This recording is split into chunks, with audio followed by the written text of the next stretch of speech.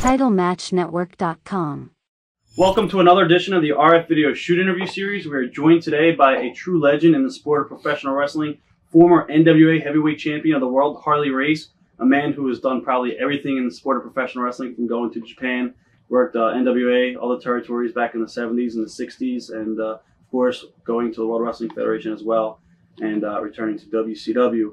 I guess our very first question we do want to ask you is, it's basically the normal question: how did you get started in the wrestling business?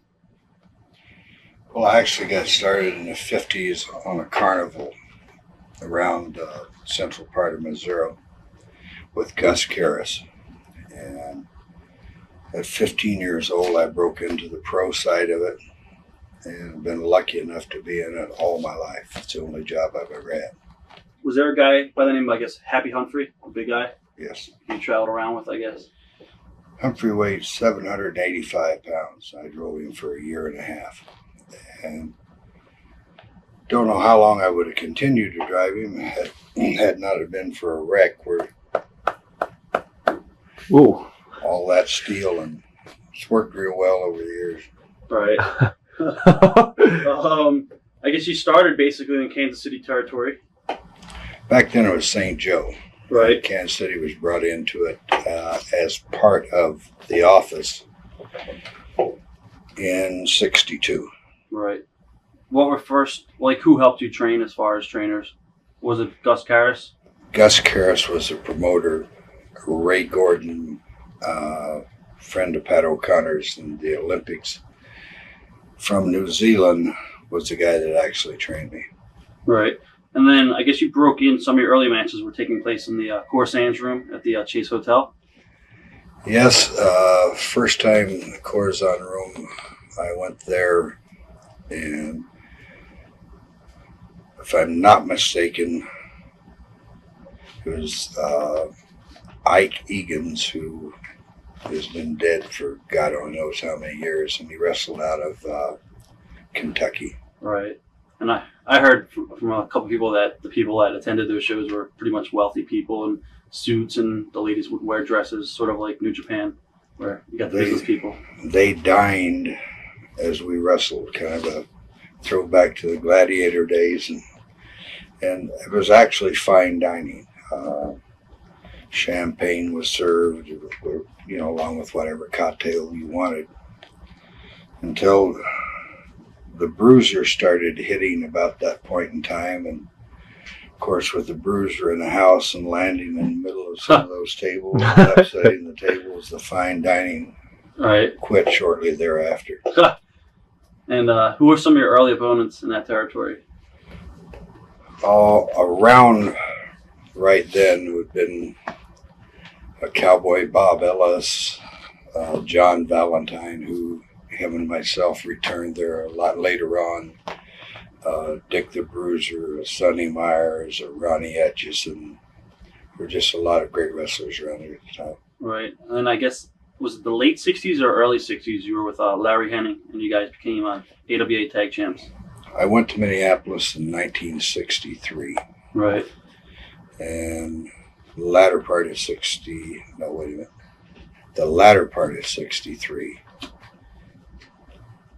I went there for television, came back, and I was in Amarillo, Texas for a little while longer, then went back to Minneapolis. What was Vern Gagne like as a promoter?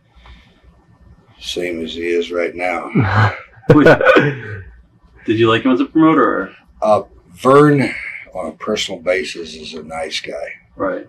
In the ring or involved promotion, I don't know where I can say this or not. If I can't, to shoot. You can say whatever you want. Shoot. He's absolute shits. Right. And he's been that way since I've known him in the early 60s. Right. And I guess you had a rivalry as far as wrestling him in the ring as well. Not as much in singles. I was primarily teamed up with Larry Hennig there. Right. And we were AWA Tag Champions 4 or 5 times back or forth. And the only reason why I left there, we were in a match in Winnipeg, Canada, and the referee fell into Hennig's knee and tore his knee out. And It was about a 2-year process, and after about 6 months of being in singles around Minneapolis, and Dick Byers had just come in as a destroyer, as Mr. X there, right. Dr. X, and him talking to me every day about how great I'd get over in Los Angeles. Little did I know, all he was wanting was my spot in Minneapolis. So I left to go to Japan the first time and came back into LA and was there for about 5 weeks. And I could not tolerate the traffic in Los Angeles. You can imagine what it's like now, right. 40 years later. What was Japan like? Was it for Baba, I guess, back then? Well, back then there was just one promotion in Japan. Okay. And Ricky Dozan right. had started it. He had just died. And Mr. Ito, Giant Baba was a small portion of it at that time. Mr. Sato, and I forget the other guy's name. There was 4 of them. And again, as over time, that they have how many promotions are over there now, but there's several of them. Right. Was it hard to adjust to that style? No, really. I went there and changed the style in Japan. First week through there, back then it was 7-week tours. Right. First week through, I had every American wrestler dead hot at me. Because I was actually doing something for the Japanese. I was flying for them, taking bumps for them. And the Americans would go over there like a holiday. You know, whether they'd ever won a match here in the United States or not, they were treated like royalty over there. And they just beat the hell out of those young Japanese kids. Right. And I'd come through that myself, and I thought, well, if you're going to go anywhere here, which I planned on doing, then I was going to make them look like they were capable of beating me. Right. What were some of the other Americans as far as on the tour with you? On the first tour over there, I took Dick Murdoch with me, which was his first tour. Buddy Austin had been there a lot of times. Baron Sakona was there. Mike Paducas. On the end of the tour, Dick the Bruiser came in for a week. Right. So overall, they always kept or tried to keep middle of the road type talent out of the States coming over there. So they didn't have to pay those real big figures back then. But I was the highest paid person on the first time appearance ever to go to Japan. When you came back, what promotion did you come back to? St. Louis again? Came back into the, never was St. Louis promotion. Kansas City. Kansas City, St. Joe, and then St. Louis was a separate part of it, and Sam Mushnick plus us owned it. I came back into the Kansas City area, and I think I made one more short trip through Minneapolis at that point. Right.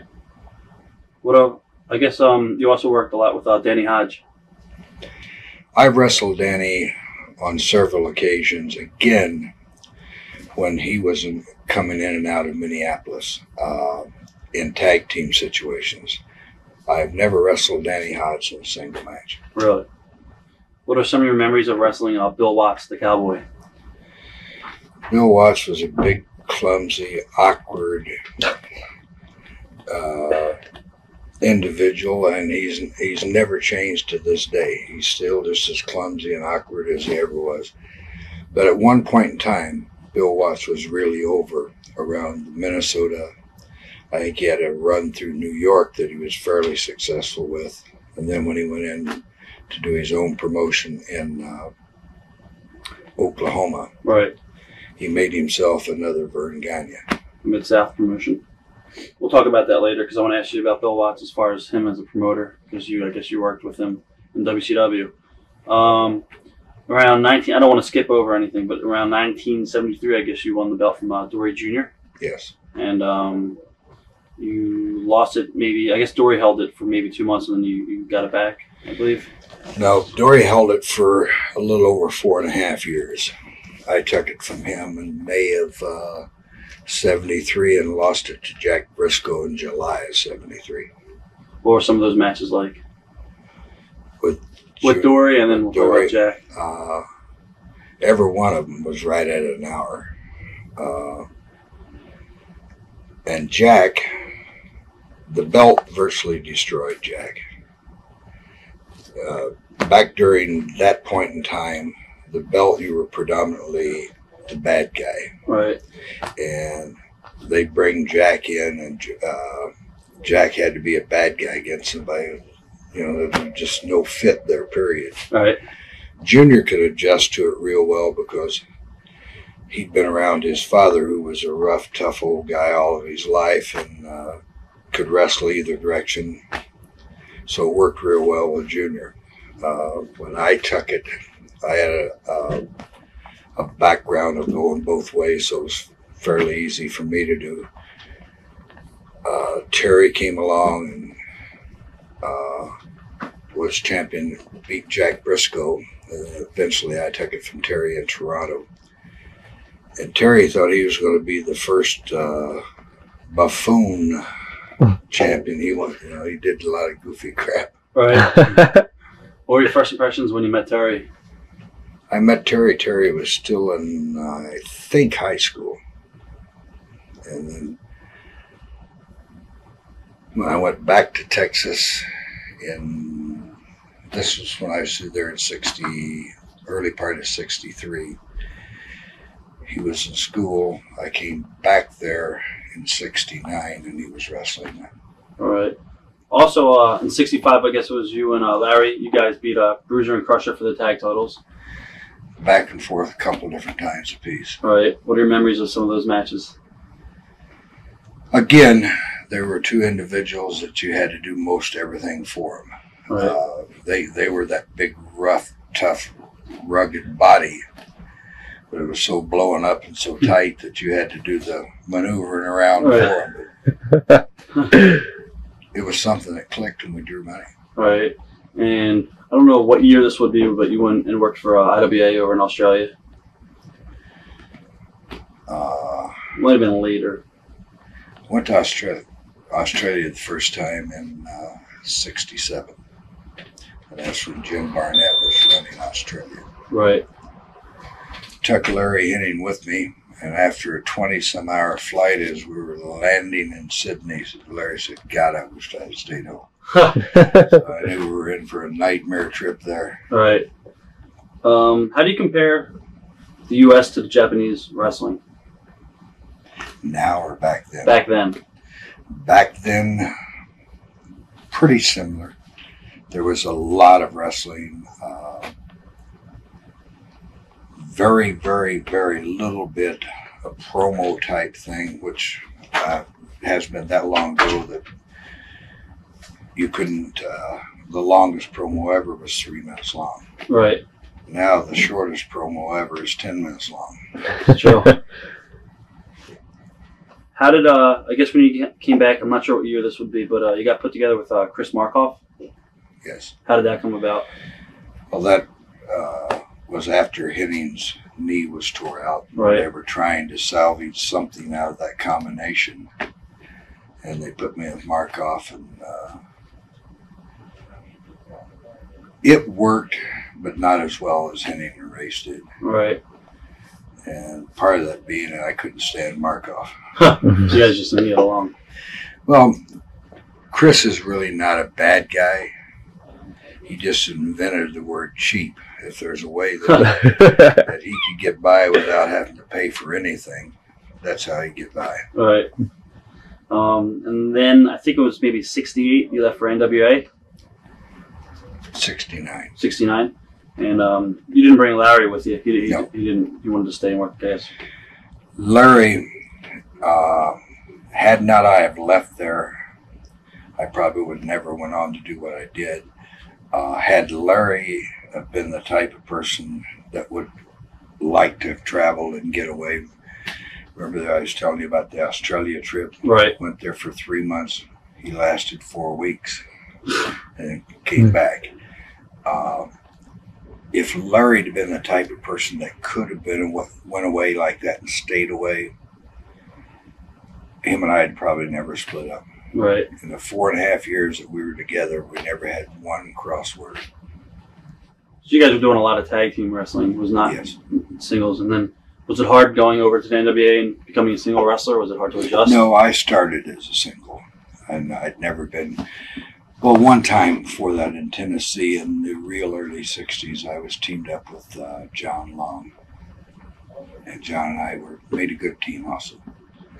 Were you well, I guess you weren't nervous about going singles, but how did you wind up in the NWA as far as how did that come about? Well, the NWA was headquartered out of St. Louis. Right. And had been since early 1900s.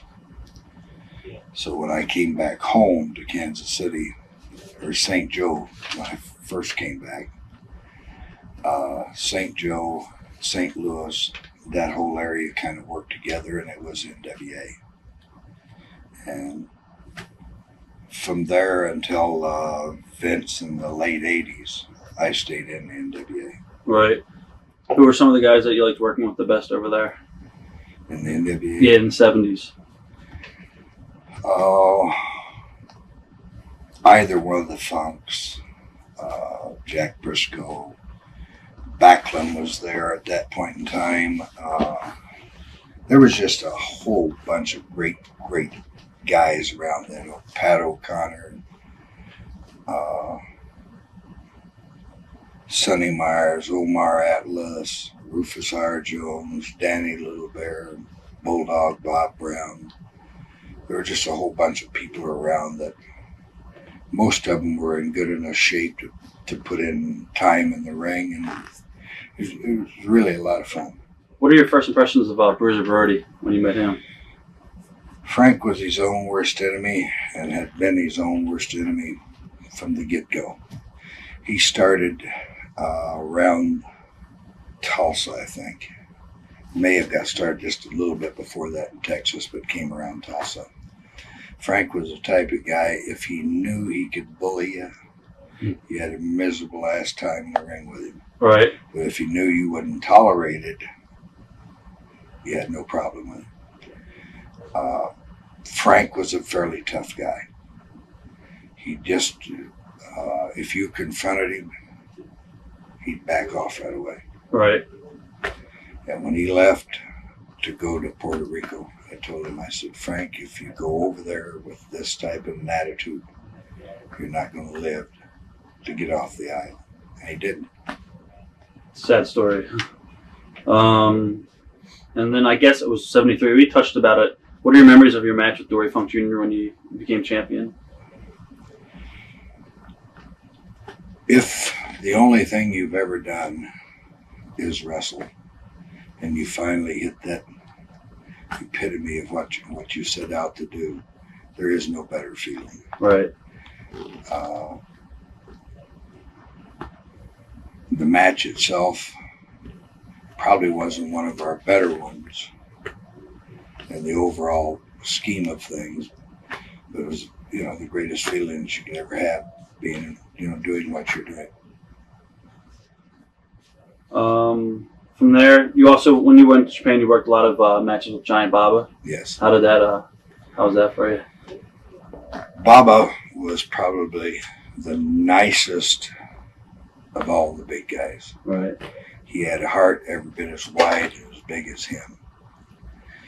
And for some reason or other, Bubba and I clicked. I could do a lot of things with him that other people couldn't do with him, and he really liked that. I made him world champion 2 different times around. Bubba was just a great human being. And most everyone that went there during that point in time had similar feelings for Bubba, because just nothing that he wouldn't do for you if he could. Also, you retired the old NWA belt and lost a new one on the same night, right, with Jack Briscoe? 45 minutes later. Right. How did that come about? What was that like? Well, again, if there's a low, that's where the low came in. Right. Sam Mushnick came into the old Sam Houston Arena that night with the brand new belt. And I was the last champion to hold the belt that had been around since early 30s.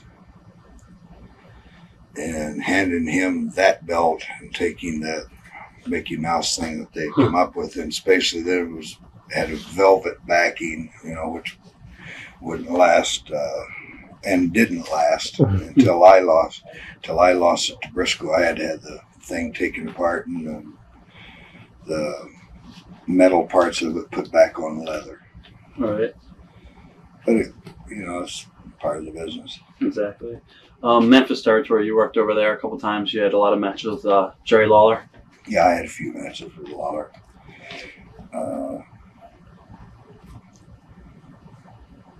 Thesz says a lot of times that Hogan,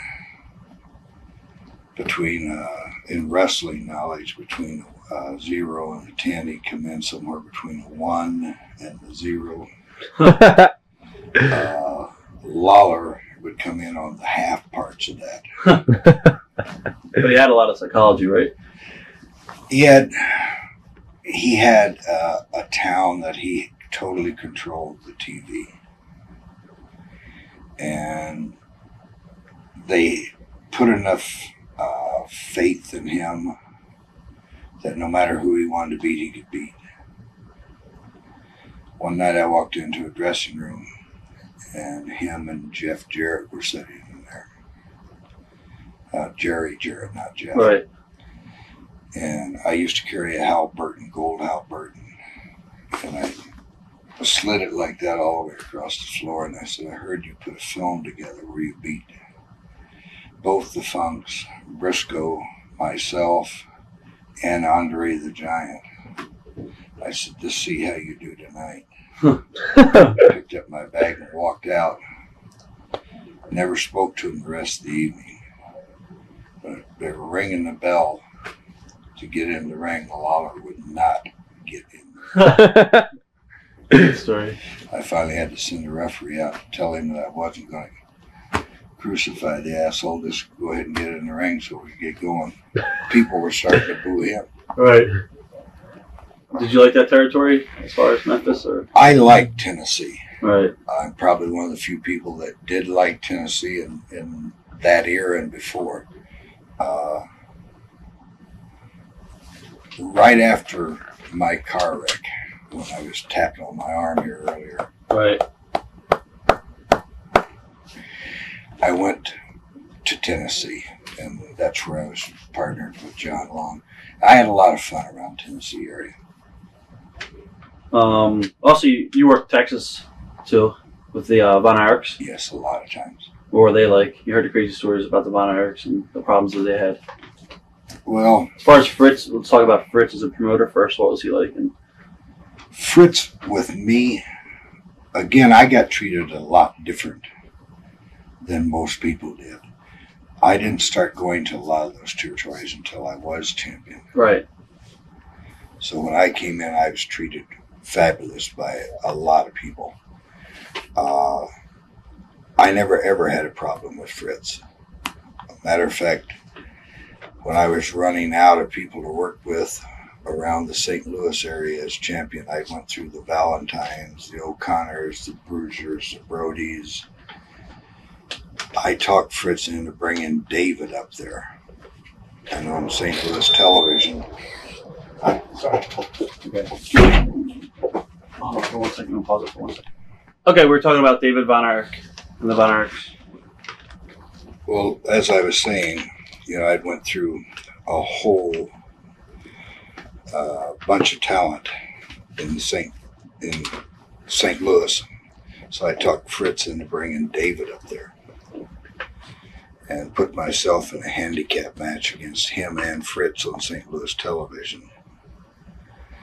And David beat me himself on St. Louis television, which established the Von Erich family all over again in St. Louis. And I had several sellouts with him, and then a little bit later on, Kerry. Kevin never came up there all that much, and Kevin's probably the one boy in the family that didn't really care that much about wrestling. Right, he just got into it because of his dad. Yeah. Out of all the Von Erichs, who do you feel was the best worker? Everyone told us basically David. Yeah. Without a doubt, David. That's what everybody says. He looked just like a young Fritz, and because of that, and the others looked like little chiseled Greek gods. Fritz pushed them as hard as he could possibly push them and tried to hold David back, but David still held better than any of them. Right.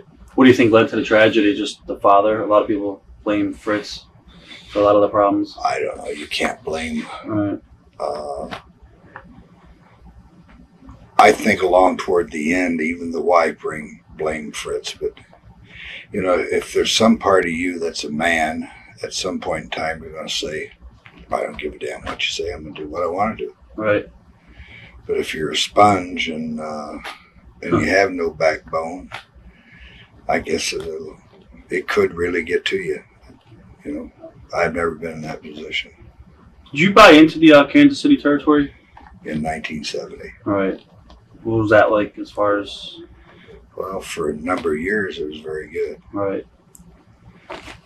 And what are some of your memories of your match with Dusty Rhodes? Dusty for a big guy, and really not an in shape guy, just a big guy. Had probably as big a heart as far as being able to do what he loved to do, as well as about anybody around back at that time. I've had several hour Broadways with Dusty Rhodes, and nobody looking at it would think he could ever go an hour. Fritz refereed our last tango in Tampa, and it was hot, sultry as all hell. Finally, about halfway through, Fritz blew up so bad he just laid on the mat. He knew sooner or later we were going to come back down there anyhow. So. Right. But Dusty and I had a difference of opinion and styles, but as far as ability in the ring, Dusty could work with anybody. He had a lot of charisma too. Yes. It was a big ego trip between him and Flair back then. Right. I think at one point in time, both of them spent about 30 grand a piece on robes. One trying to outdo the other one who had the prettiest robe. Where else did you wind up? I guess before you went back to NWA and you worked a lot of matches with Ric Flair. We're going to talk about the first Starrcade. What other territories did you work? I believe you worked for Stu Hart and Jack Tunney and. I worked virtually every one of them that was out there. Eddie Graham from Florida. I not only worked Florida, I booked Florida for about 8 months. I booked Atlanta when it was Georgia Championship Wrestling. Then I booked the Midwest, and I was assistant to Old Man Funk and booking Texas when Dory won the title the first time. Who were some of the guys down there in Florida when you were down there that you booked? Well, there's Bearcat Wright, Stomper, Dusty, Mike Graham himself, Dick Slater, Rocky Johnson, who was The Rock's father. Right. And a lot of people come in and out of Florida. And also Georgia territory, what was that like as far as the talent that was down there at the time? Who were some of the guys? Georgia. Was Ole there at the time? Yes. Okay. And Ole and Gene both were there. Right. The Garvins were there. Wrestling 2, Wrestling 1. Buddy Colt. Bob Orton Jr. I think even Dick Slater was around with them too. Right. What are your memories of the very first Starrcade with Ric Flair, the cage match? Did you think it was going to be as big as an event? Because I guess that was the first one that was on closed circuit TV. And first pay-per-view per se. Right. Went into like 6-8 cities. First one ever. And I told Jimmy Crockett going in what I wanted for pay. because I figured once they got to counting the stuff and all the different gates and whatever, that those figures would get changed around about 900 times. So it's better to know up front what you were going to make than go on the if come. But the match itself was all right. Kaninsky, being just Gene Kaninsky, clumsy, awkward asshole, got in the way about 50 times. There was two people that were just alike, Gene Kaninsky and Larry Hamilton. Both of them could hit and kick you at exactly the same time and had no earthly idea where either one of them were going to land. Before Starrcade, I wanted to ask you, I forgot, I just remember. What were the politics behind Tommy Rich winning the belt for about a month? Or actually, it was a week. It was actually 6 days. Yeah, 6 days. I've heard a lot of stories, but, you know. Barnett was booking the champion at the time. He was fighting the fight there between Ann Gunkel and himself. Ole was not into Atlanta then. Fred Ward and a couple other people were in Atlanta with him, and he wanted to assure himself that he'd win the fight. So they asked me if I would put Rich over, and I said, well, if you think I'm going to do this for any extended period of time, you got another thing coming. All right. And I dropped it to him in Augusta, Georgia, and won it back in Gainesville. Dropped it on Monday, won it back on Friday, so I guess it wasn't even 6 days. Right. And also, another question about the belt. I guess it was in '81. We did a shoot interview with DiBiase, and I asked him the same question. He didn't avoid it, but he didn't answer it really good. I guess there was I guess Ted was going to win the belt in '81. I don't know what town it was.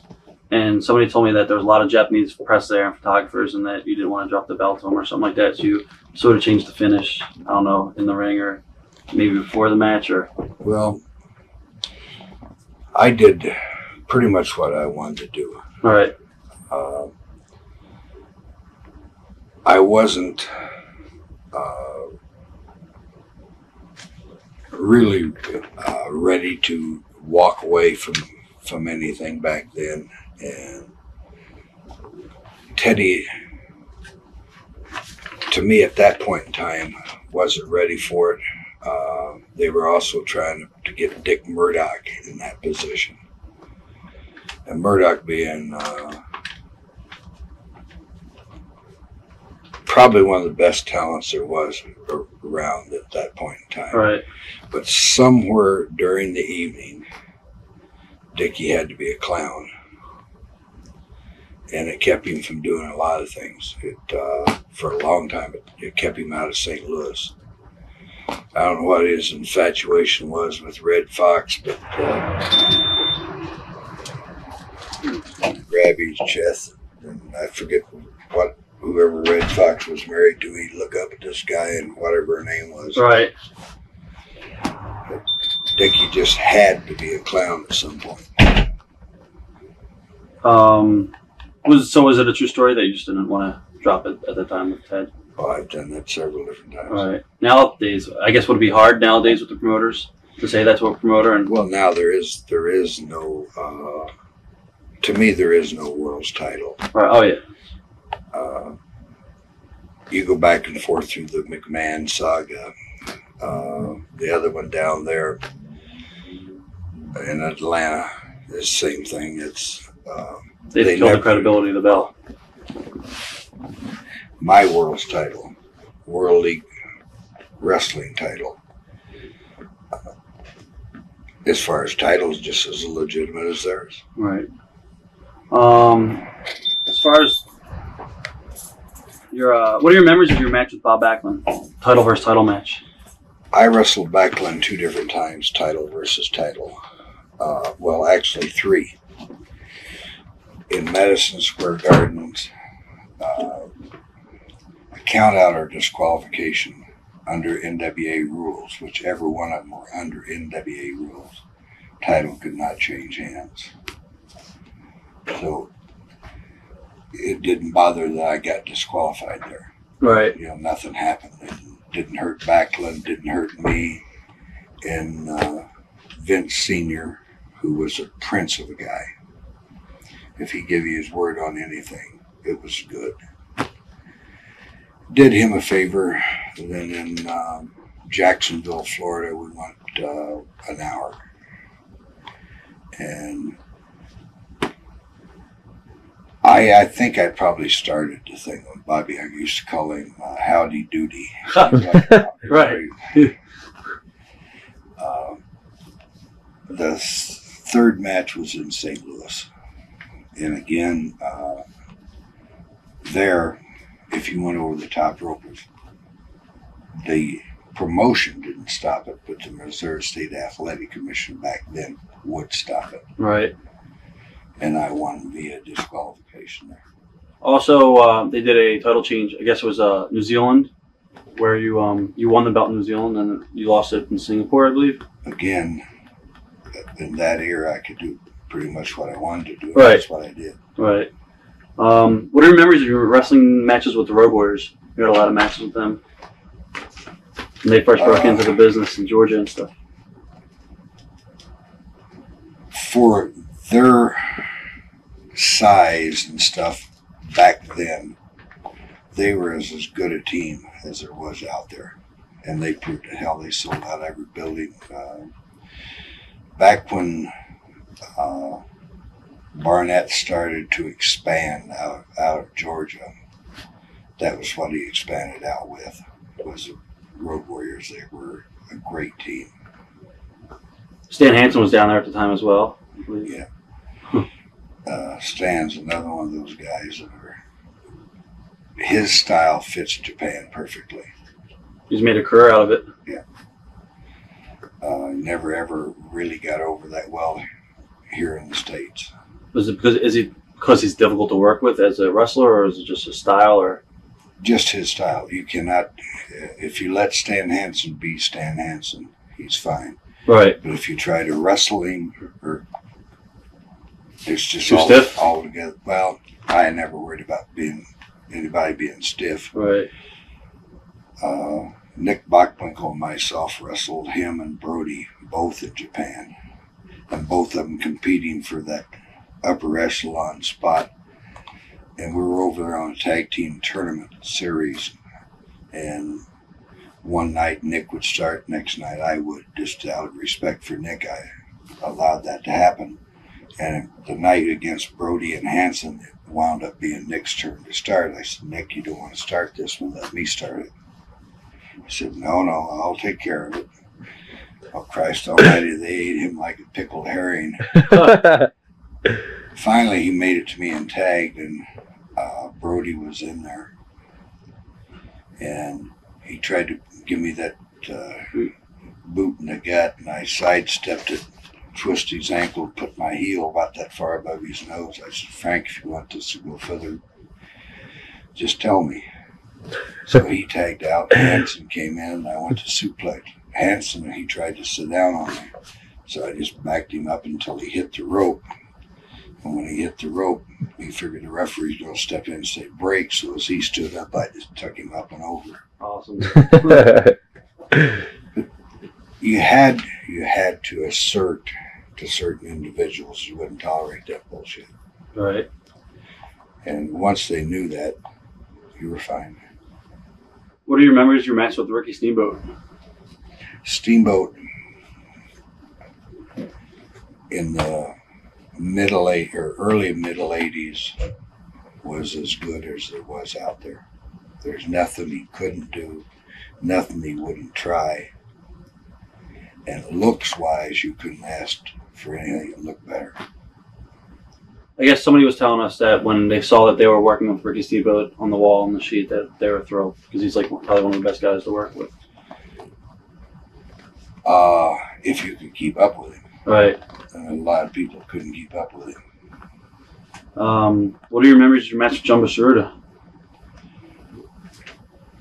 Jumbo, I kind of, along with the Funks, helped get Jumbo started. He came back from the 72 Olympics and then came into Amarillo, Texas about that, right after that. And I wrestled him a lot around there then in a teaching mode of wrestling, along with Dory and along with Terry, mostly Dory, but Jumbo became a great wrestler. Right. You worked AWA and, of course, Yes. Japan. Yeah. What was your favorite territory to work, wrestling? And what was your least favorite? What was your favorite and your least favorite? Favorite would be New Zealand, just for the fact that it is New Zealand. Right. It's the prettiest place on earth. Talent-wise, Florida and North Carolina were about an equal. Worst place would have to be Oklahoma. There's only a few large cities there, and they're hundreds of miles apart. Right. What was it like working for Bob Geigel? Well, I worked for Geigel for about less than a year. Then I was Geigel's partner, so it wasn't bad after that. It's too hard as well. You worked for him a little bit. Yeah, I love going to Calgary. I knew I was going to travel my ass off. Right. One of the worst trips on earth is you finish Regina and you head to Calgary, 570 some mile away. And every year at the Stampede days is when I most generally went up there. Right.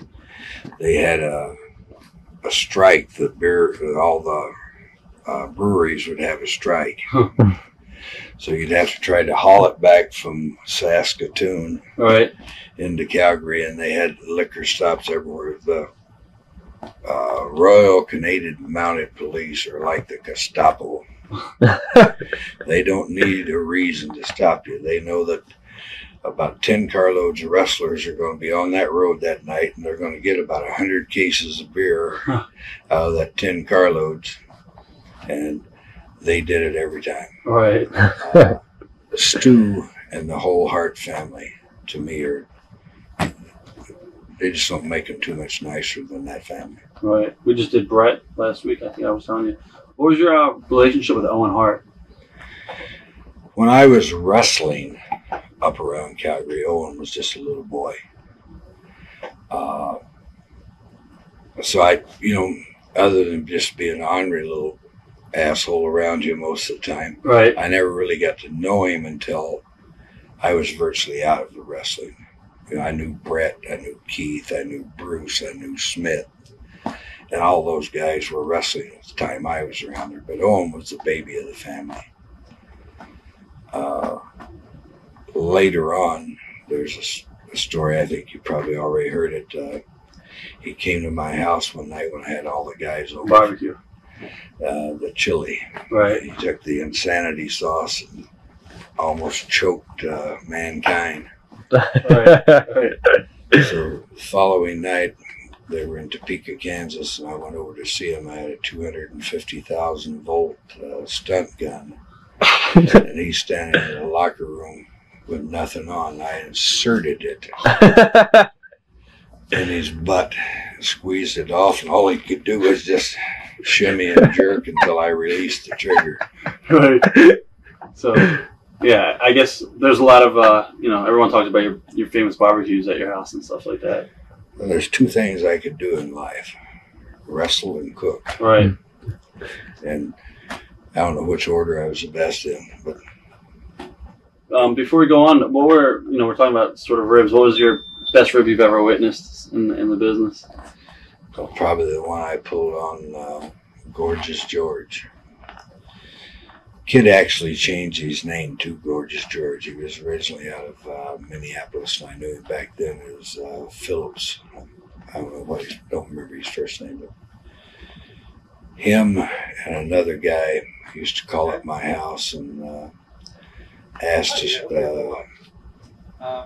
to speak to whoever, and just constantly kept you in trouble with your old lady. So one day coming back from Lubbock, Texas, there's a big rattlesnake crawling across the highway. All right. I stopped and finally caught it. It took me quite a while to catch it. Then I took a darning needle and sewed its mouth shut. Right. So I got back into Amarillo that night, and I went by George's place and opened his car door and threw the snake in it. Crazy. Well, I was helping book Texas at the time. So I called George up the next morning on the phone. I said, "Get your butt over here. I need to see you right now." And I hung the phone up. Right. So that I jumped in my vehicle. Because, all that's not funny unless you witness it. Right. So I drove around there real quick, and George come running out, trying to put his hair in a ponytail, and opened the car door, and he stuck his leg in, and he leaped straight backwards with his hands on his chest like that, and he keeled over in the grass. I thought, oh, hell, he's had a heart attack. But the snake had actually struck him in the leg. Really? But, couldn't hurt him because his mouth was so shut. Wow.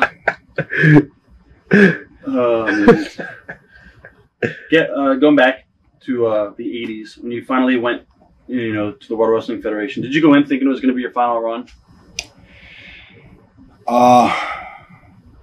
Yeah, primarily.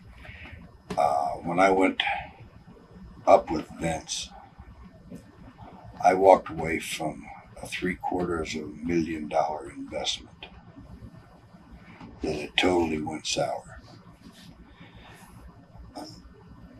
It was either do that and know that I had a few years there trying to recoup some of that, or stay there and tolerate the Crockett,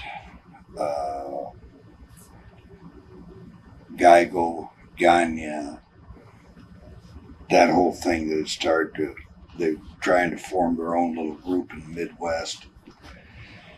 And Vince had already taken 90% of the television that we were on back then. He's been a very fortunate person to be able to use the antitrust laws in reverse. Right. Here's the guy saying, here's 29 different promoters trying to keep me from promoting wrestling, when it's one promoter trying to put everybody out of business. So yeah, I went up there, and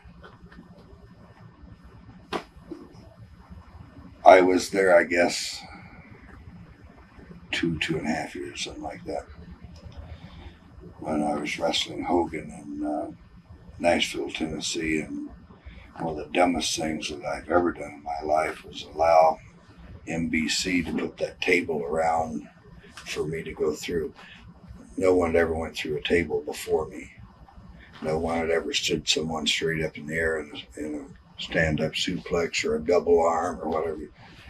There's a lot of things that I brought into the wrestling, including a lot of this stuff now they call hardcore. I dove through that table. Hogan had moved, and it had a 5-inch steel band around it. So the table went this way. The board part of it broke.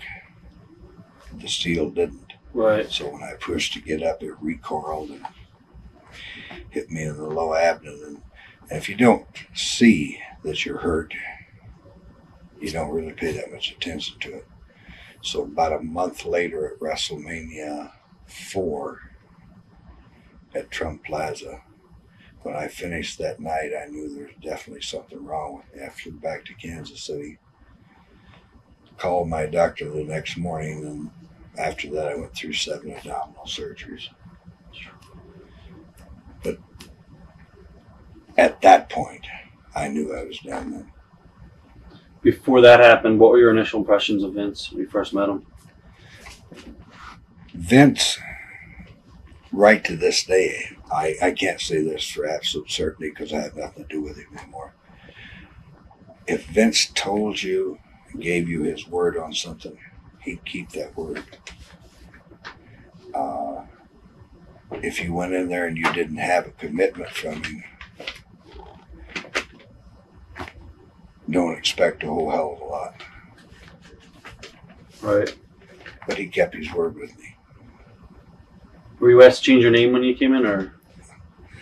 Yep. They went through a whole cycle of things with me, and I just kept saying no. Right. I'd spend the better part of 40 years making Harley Race to become Tom Thumb at the end of it. When I won the King of the Ring thing, and they give me Bobby Heenan as a manager. Henny and I had Bobby Heenan back in the 60s. Right. Bobby's a prince of a guy. He's a little stuck on himself, but other than that, he's a nice guy. They wanted me to walk out to the ring and say, I don't want to speak today, talk to Bobby. And I said, no, I don't think that's going to work either. Right. Did the way the WF did business compare, like, did it hurt you compared to the old school? I mean, did it bother you, the way they were compared to the, more cartoonish? When Vince made the first statement, I forget what show it was on. He said, I control wrestling. I tell Hogan what to do. I tell anyone that works for me exactly what to do. I said, then, at some point, this thing's going to... But the hell, they're still going. They're still making tons of money.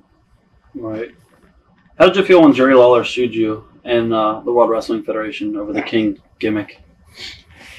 Well, the thing that I told you earlier about throwing the suitcase at him and right. He almost shit his own pants sitting there going.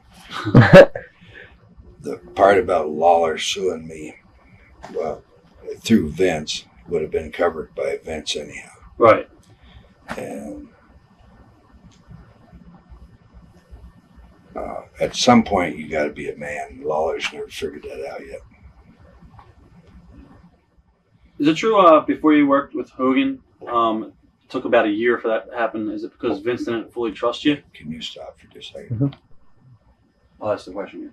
The question, again, was before you started your series with Hogan, it took about a year for that to happen. And I heard that Vince didn't fully trust you yet, or... I don't know if it was Vince any more than it probably could have been Hogan, too. Right. Back while all this was happening in the early 80s, they were in Kansas City one day, and I had a show running in Municipal Hour Memorial Hall across the river from them. And the longer I thought about this, the more it ticked me off, so I drove over there. And of course I could get in the building, every place would be like someone that was very well known around here coming to one of the events here. They don't have a problem getting in. So I walked up into the dressing room area, and it was like this death silence fell over it. And Terry was standing there talking to the two Funks sitting in the background. And they're looking at me like, oh my God, what's he here for? And I open hand slapped Hogan, and not in the face, in the rib cage. It really stings if you get hit right hard in the rib cage. Right. He said a couple of words and he spun around and he saw who it was and he just fell back into a chair. And by then Gorilla Monsoon had run in and a whole bunch of people.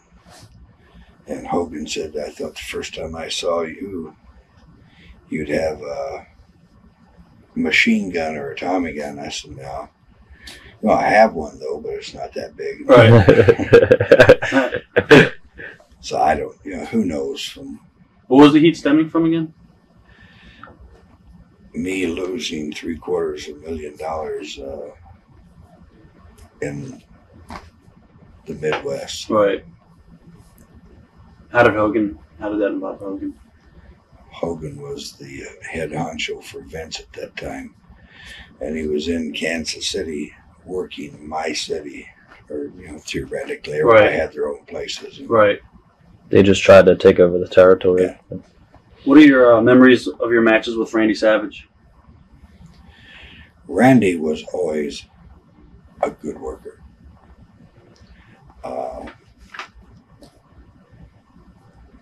They kind of put me with him, similar to what they did the Ultimate Warrior. I must have wrestled the Ultimate Warrior for 6 months. That's my next question too. They were trying to elevate those people at that point in time. And who better to elevate them than me? Right. I probably wrestled the two of them back and forth. I don't know how many times, but a lot of times. As far as the Ultimate Warrior goes, he's never been a great wrestler. I mean, he doesn't know a wrist lock from a wrist watch. Right. Was it hard getting in the ring with a guy like that? I used to tie him to the ropes. And they had those nylon things. Right. You figure after you got tied there a time or two, you'd watch out for that, right? Right, right.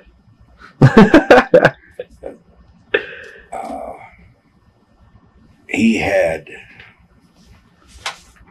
a great entrance, but after the entrance, Couldn't work. Yeah. What happened with you and Jackie Gleason? I heard a story with that. Right about the time the original Smokey and the Bandit was coming out with him and Burt Reynolds, Jackie had been off TV for quite a while. Right. He left New York, he went to Miami. But he was still a big name. You know, no one, he hadn't been off for long enough that everybody forgot him. So he came to and was real good friends with Angelo Dundee, the manager of Muhammad Ali at the time. He came to the building in Miami Beach. Right. And said that he wanted to, do a publicity thing. And I was wrestling Rocky Johnson that night. So we sat in the dressing room and he talked about coming out after I had got out there. They'd introduce him and he'd walk out and he'd slide in the ring and he'd shake hands with Rocky, blah, blah, blah. Right. I came over to shake hands with him. He'd look at my hand, he'd slap it away, and they'd do that and away we go thing and walk out of the ring, which was fine with me until that night. He walked in the ring, he shook hands with Johnson, he came over to shake hands with me, and I stuck my hand out, and he knocked it away with his other hand, and boom, nailed me in the jaw. Well, I did about what I just did to myself then. I didn't blink. And he turned around and he said, "Oh." Away we go. So about a year later, after the movie was out, I think it was in the Milwaukee paper, but you were Associated Press nationwide. He told the story exactly the way it happened, including that part. And I don't know, it took a pretty good man to own up to, you set this up with someone, then you come out and try to knock him out, and all he does is tell you to get the... Right. But overall, that evening seemed like a real nice sort of a guy until he punched me in the jaw. Right. What are your memories of the the Slammies with the brawl with Jim Duggan? I remember watching that. And that stuck in my mind. That went on for 45 minutes. Right. And then we came through the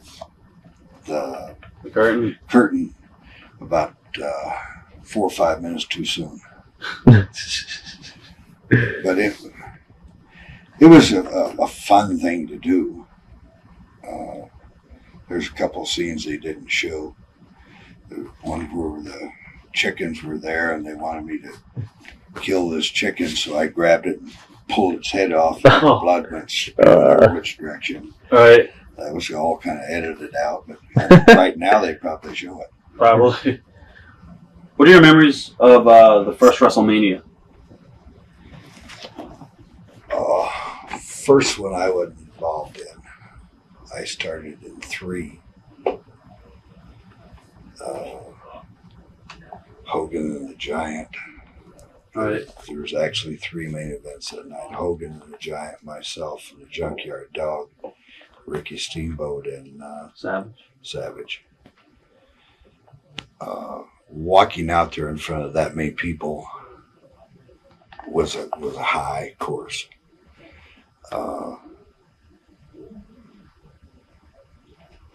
The overall show I thought was excellent.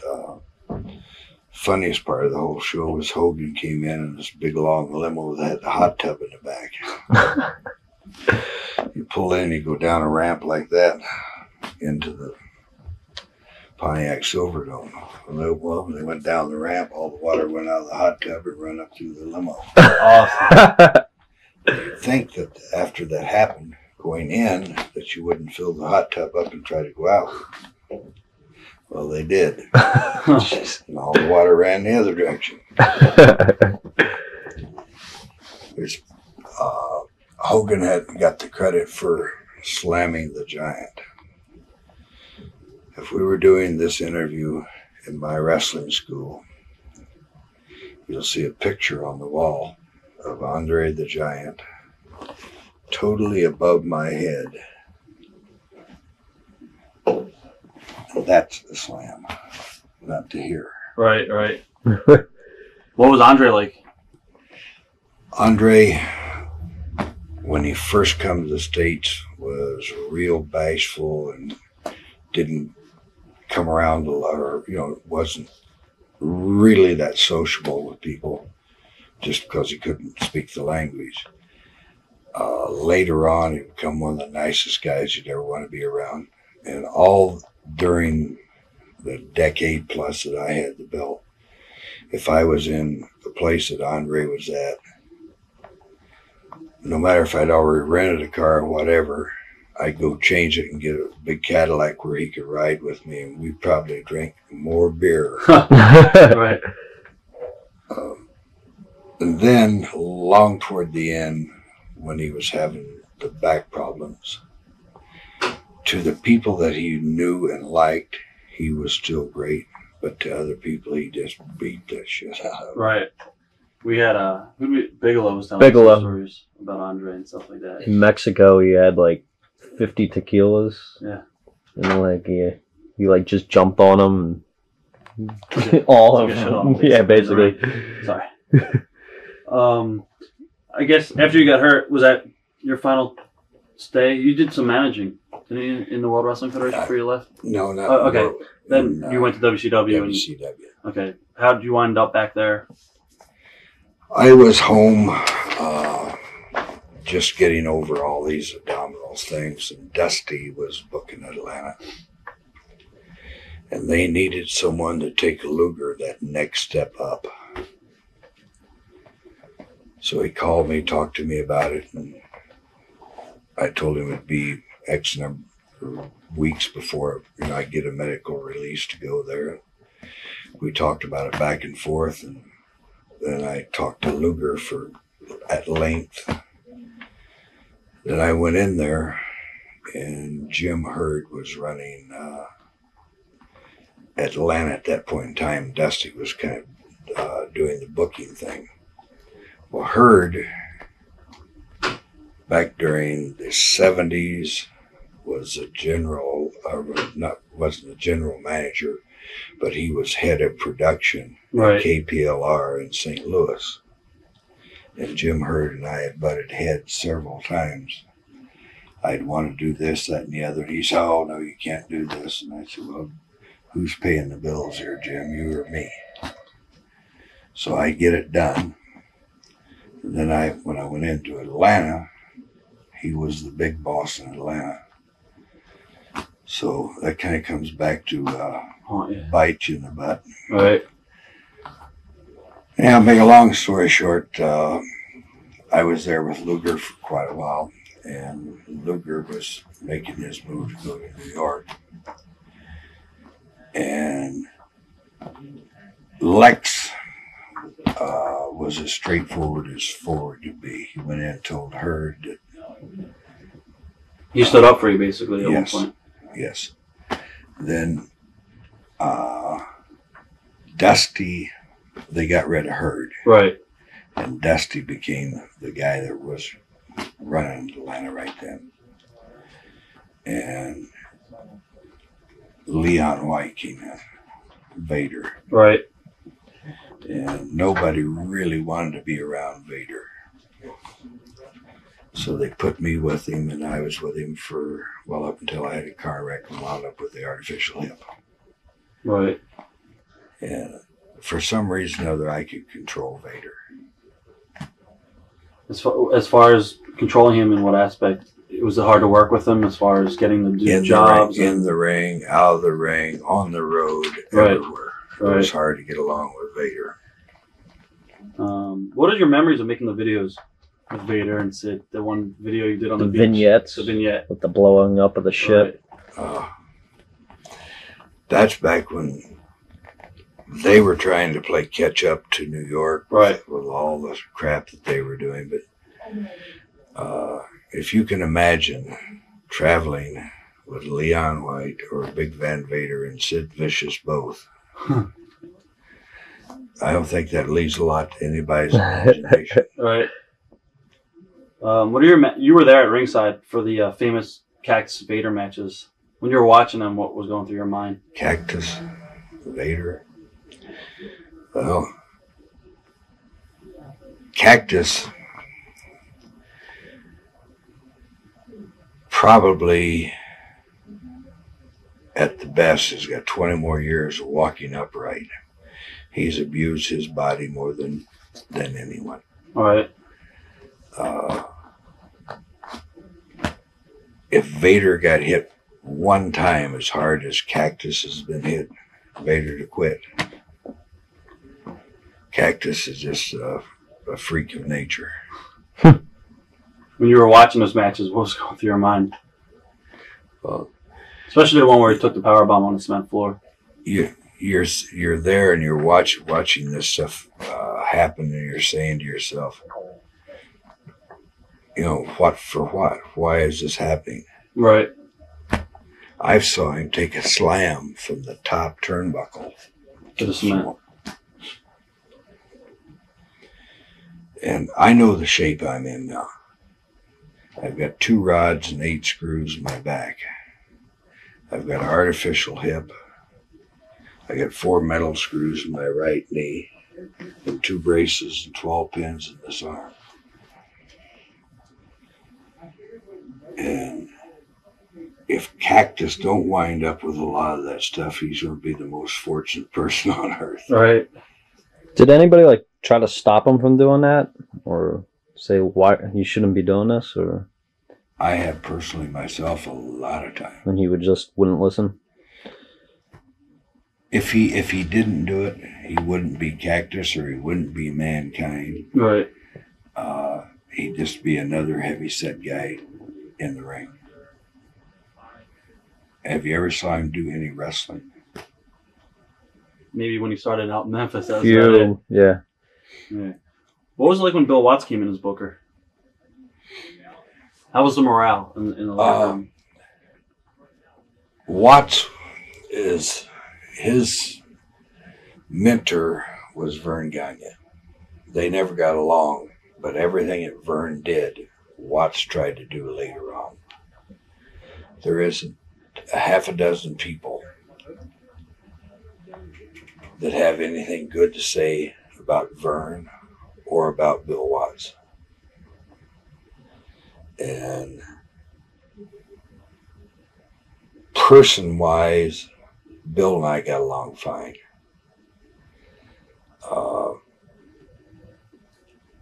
Pay-wise and stuff like that, not at all. Right. When he came in to Atlanta, the whole morale of everything went, because virtually everybody knew the dictator had arrived. Is he a bully, as everybody says he is? Oh yeah, sure. Right. And Vern was too. But they only bully people who allow them to bully him. Right. Like, if he'd have walked up and slapped me or something like that, I'd have tore his goddamn head off. Or we'd have had one hell of a fight. Right. But when people are that way, they know who they can be that way with. I believe him and Scott Steiner almost had a fight one time backstage. Yeah, but almost is the key word there, right? All right. Let's see. I want to go back a little bit. I have some other questions. What was your relationship with the Dynamite Kid? Dynamite first came to Canada. About the third year I was champion going up to the Calgary Stampede. He was a goofy little kid, goofy little guy, but a real nice guy. And if ever someone could have a son that didn't belong to him, Dynamite was like my son. Right. Everywhere I went, everything I did, he was right there. And became one of the most talented kids of his era. He was a tremendous talent. But again, personally to himself, he was his own worst enemy, just like Cactus. Dynamite was doing things that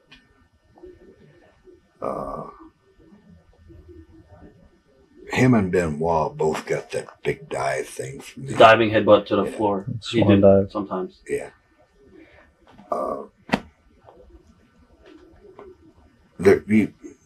I just don't have enough good things to say about him. He was just a hell of a nice guy.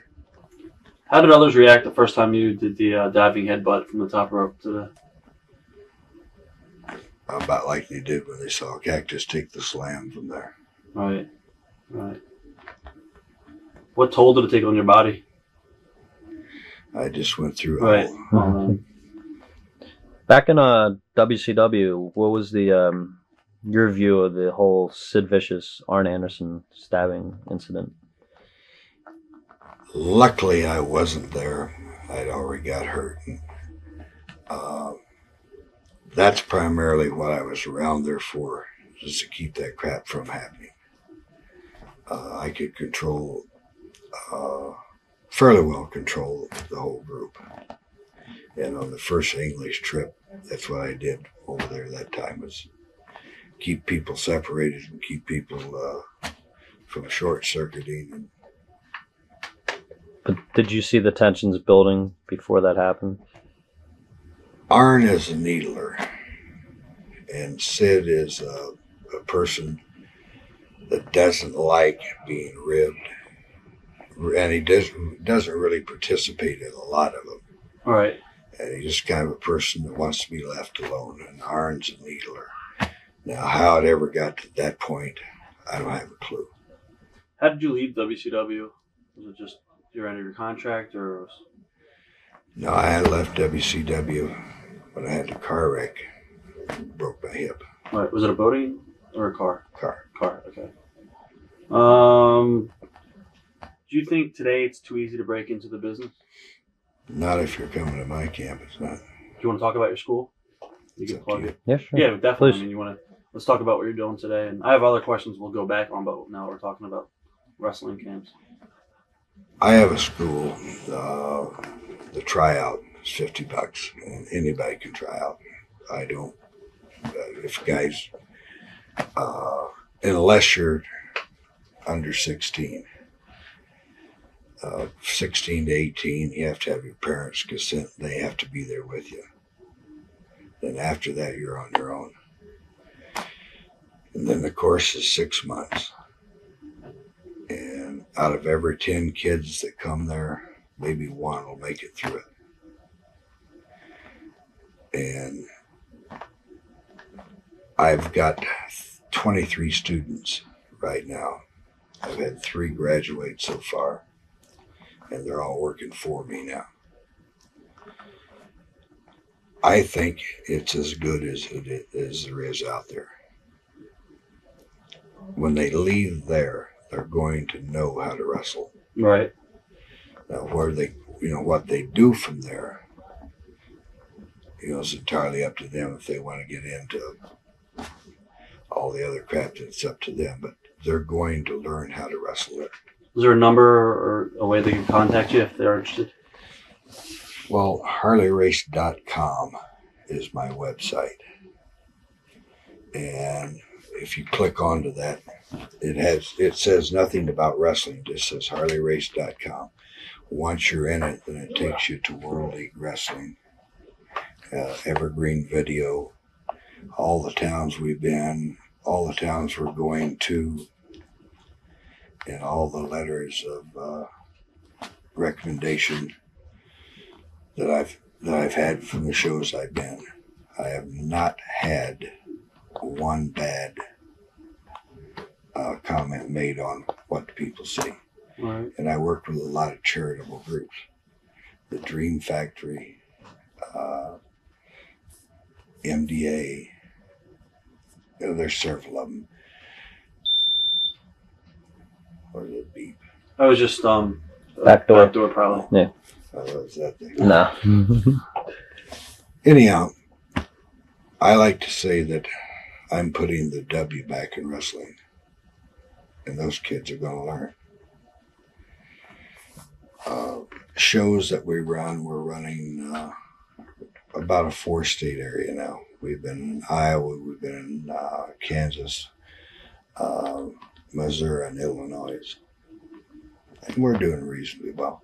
Right. The HarleyRace.com, like I said, takes you into the WLW. My personal email is 8 times at Galaxy. It's not a slash. Backslash. Hyphen type. Hyphen. At GalaxyWeb.com. And we're located in Eldon, Missouri. The telephone number is 573-392-4100. Fax is the same prefix, and it's 4300. Also, going back, I think it was October of '98. Might have been '97. I think it was '98. You did the Wrestling Expo on NBC. Did you have a lot of heat as far as like other guys in the business calling you saying, why are you doing this? Only from personal friends. I was misled when I went out there. But once I got there, I figured, what the hell, I'm here. I've heard Vince and Bischoff say everything that there is to say before it. And the one thing that I would not allow is they wanted me to wear a mask. Right. But once I realized what I got myself into, I said, if you're dumb enough to be here, then you got to be man enough, right, to do it with your face uncovered. And there was a lot of people there that didn't show their face. Right. And they brought the thing to me. I said, no. You didn't wear the mask, right, when you did it? No. Right. And also, out of that whole thing, I think they probably had maybe 30 seconds of me on there. Right. And that's just the points that they could pull out, that, the bad part of it.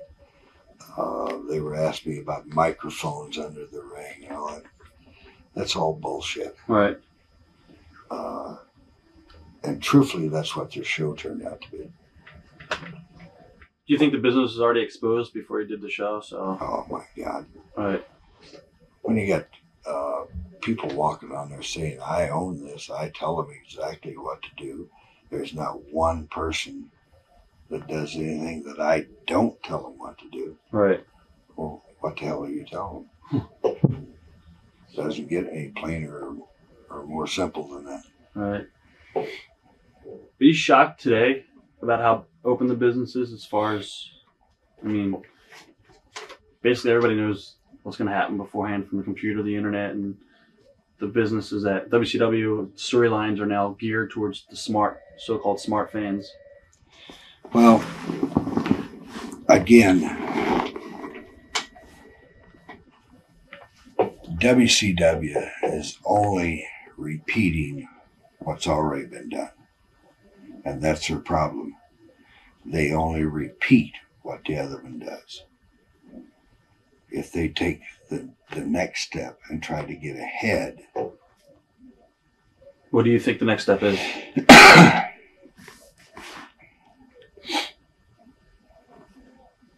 I don't know.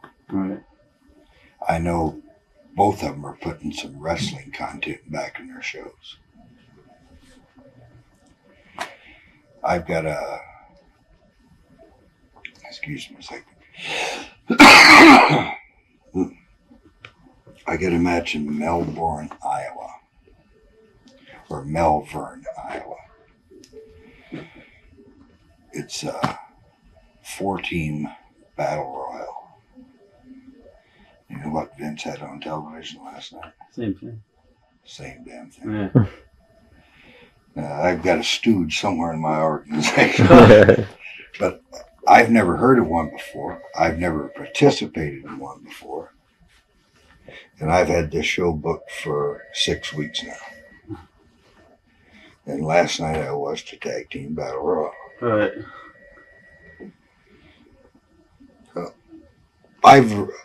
I've originated several different things in wrestling. And it sounds like I'm blowing my own horn saying or doing it, and I've ran several different organizations since I've been in the business. So evidently I can't be totally wrong about everything. If you weren't in the business, what would you be doing? I don't know.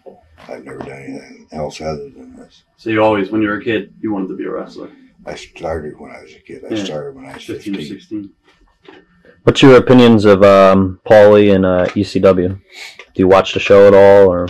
I catch it every now and then. Up until just recently, to get it where I'm at, you had to have TCI. And it wasn't on our cable systems. Well, now it's coming in there on TNN. And I watch it occasionally.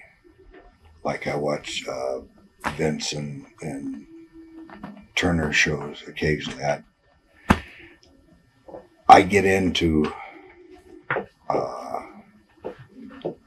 I shouldn't say get into, I turn it on, and if you sit there for 30 plus minutes listening to a saga,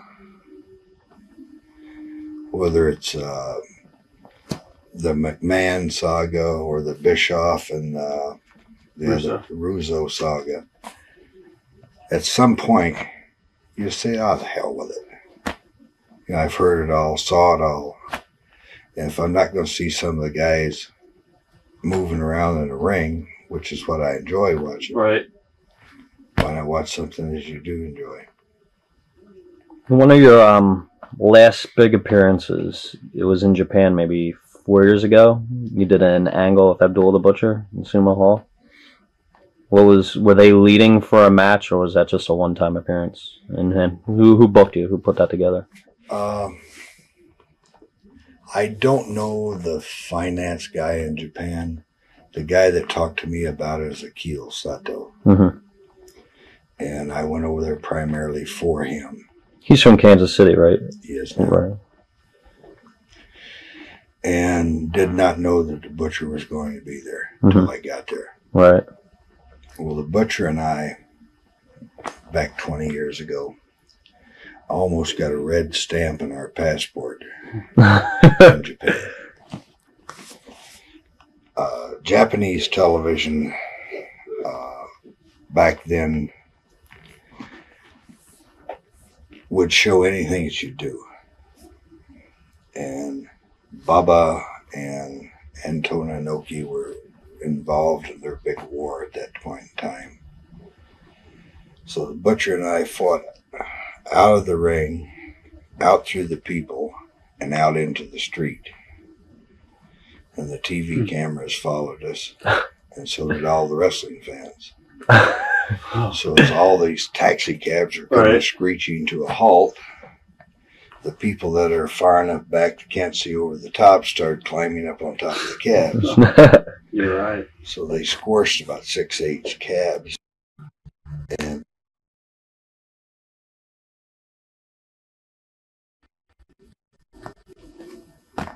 I think I told you earlier my personal feelings about Baba. And I have nothing against Inoki. Don't get me wrong about that part of it. As a matter of fact, I helped get Inoki started.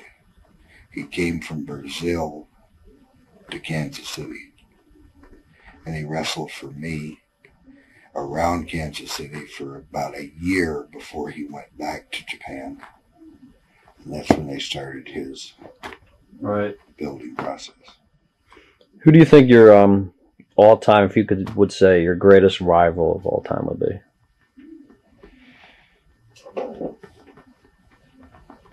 I guess you'd have to take it in years. Back in the early 60s, not early 60s, late 60s, Dory Funk around the Amarillo area. Flair around the Carolinas. Dusty around Florida. It's just, different places.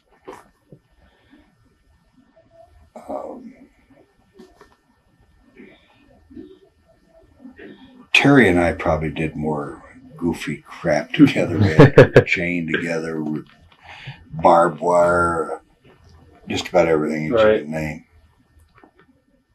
What do you think your one greatest match of all time is? If you look back and go, that's the match I want to be remembered by. I don't think there's any. There's just a bunch of them. I probably hold the record for the most hour draws of anyone that ever walked in the ring. Back during the Thez era, the champion would come in, and even up into Connor era, the champion would come in and wrestle your top guy. And by the time he left, your top guy didn't mean anything. Right. I chose to do it the opposite way around. And I think that that's what that belt is there for, is to make opponents for it. And it worked well for me. I do a lot of money in a lot of different places with it. If you could have one more match, who would it be with? Oh, if I could have it just for fun, whatever, probably Dusty or Terry or somebody like that. Right. Who's one person that you never wrestled that you wanted to? Is there anybody? No, not really. Right. Who is probably the best promoter? Honest or how are we talking? What one promoter you wanted to work for the most? That you respected. Yeah.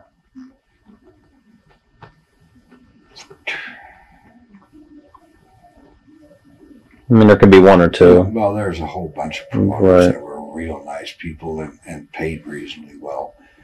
The best pay ever was Portland, Oregon with Don Owens.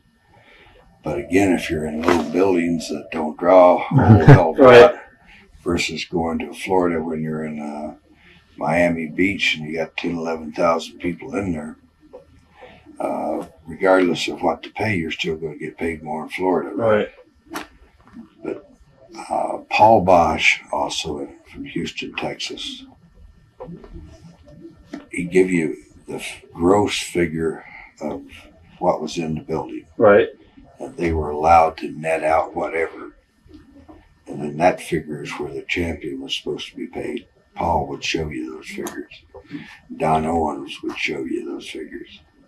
Not too many more of them would. Right. Who's the worst promoter then?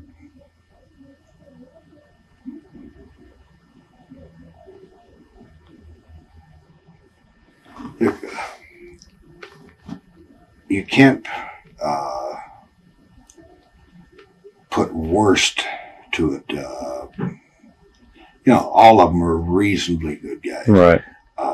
What I was saying earlier about the AWA with Vern and Tulsa, Oklahoma area with Watts, that would be two of the places that you worked the hardest and got the less out of. Right.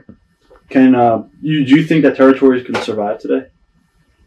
Because they are resurfacing. You got Shawn Michaels promotion, Dusty's running Georgia, you're doing Kansas again. Yeah, but they've always, that thing has been there. They just got a bigger name tied to them now. Right. There's probably 4 or 5 different promotions around central part of America. I just happen to be the one with a name. Florida, Georgia, I know 2 or 3 different promotions that are trying to run in there too. And Dusty's the one with a name there. Now, on the other hand, we have to tolerate a lot of crap because of that other crap that's out there. Right. A couple different promotions there around where I'm at. It went in with phony insurance things and tore up the high school gyms. And then when they send the insurance in to fix their gym, they find out that it's bogus and they don't have any. Right. And even though that happens, the State Athletic Commission really can't do anything about it until you get into a lawsuit. Then they can be brought in. And sooner or later it'll happen. Only the better of them will survive and the rest of them will go by the wayside.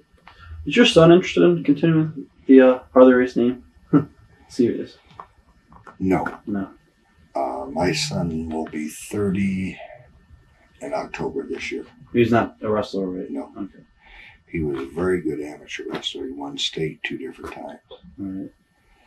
But I have never, ever encouraged him to get in this business. All right. Did you ever, I think a couple times you worked with Roddy Piper. Yeah. What are your memories of Roddy? What's he like? Because he's one of my all-time favorites. So.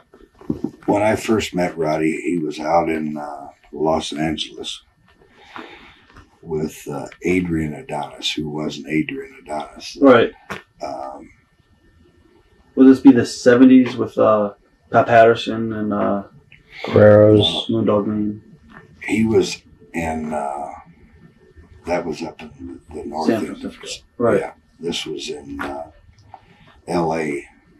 with Leo Garibaldi and Mike LaBelle. Right. Chavo was just making it real big then. Piper's always been Piper. He's always been a funny, hyper type guy. The guy that did a total 180 is Adrian. I forget his real name, Keith something or other. Remember it? Offhand at all. Nah. He was as good a looking kid as Piper was then. Body-wise, everything. When I finally saw him again when I went to New York, I thought, my Jesus Christ. But I guess to each his own, you know. Is there anything you'd like to, in closing, say to your fans? I guess probably the best thing for me to do, and something that I try to do at my events, is to thank the people for being there all these years and for having the opportunity to perform in front of them, whether they like me or dislike me. If it wasn't for them, none of us would be in the business. Is there anything you'd like to end with? On that note, I'd definitely like to thank you. And Thank you. It's been a pleasure. Thanks again.